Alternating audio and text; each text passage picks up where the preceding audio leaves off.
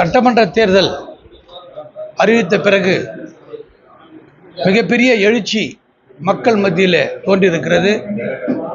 இன்றைக்கு திருவள்ளூர் மாவட்டத்தில் திருவள்ளூர் சட்டமன்ற தொகுதியில் திமுக கூடாரம் காலியாகிறது. அனைத்து இந்திய அண்ணா திராவிட முன்னேற்ற கழகத்திற்கு மிகப்பெரிய எழுச்சி.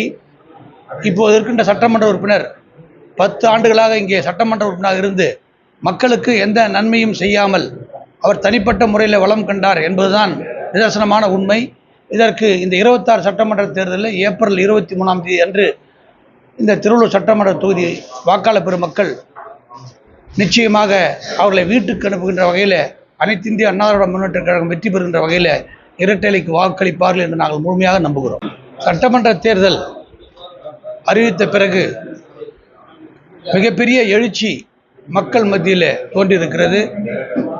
இன்றைக்கு திருவள்ளூர் மாவட்டத்தில் திருவள்ளூர் சட்டமன்ற தொகுதியில் திமுக கூடாரம் காலியாகிறது. அனைத்து இந்திய அண்ணா திராவிட முன்னேற்ற கழகத்திற்கு மிகப்பெரிய எழுச்சி. இப்போது இருக்கின்ற சட்டமன்ற உறுப்பினர் 10 ஆண்டுகளாக இங்கே சட்டமன்ற உறுப்பினராக இருந்து மக்களுக்கு எந்த நன்மையும் செய்யாமல் அவர் தனிப்பட்ட முறையில் வளம் கண்டார் என்பதுதான் நிதர்சனமான உண்மை. இதற்கு இந்த 26 சட்டமன்ற தேர்தலில் ஏப்ரல் 23ஆம் தேதி அன்று இந்த திருவள்ளூர் சட்டமன்ற தொகுதி வாக்காளர் பெருமக்கள் நிச்சயமாக அவர்களை வீட்டுக்கு அனுப்புகின்ற வகையில் அனைத்து இந்திய அண்ணா திராவிட முன்னேற்ற கழகம் வெற்றி பெறுகின்ற வகையில் இரட்டைலைக்கு வாக்களிப்பார்கள் என்று நாங்கள் முழுமையாக நம்புகிறோம். செய்திகளை உடனுக்குடன் தெரிந்து கொள்ள கீழ்கண்ட கேபிள் மற்றும் டிடிஹெச் நெட்வொர்க்குகளில் எம்நாடு செய்தி தொலைக்காட்சியை காணுங்கள். பாதகம் செய்பவரை கண்டால் நாம் பயம் கொள்ளலாகாது பாப்பா.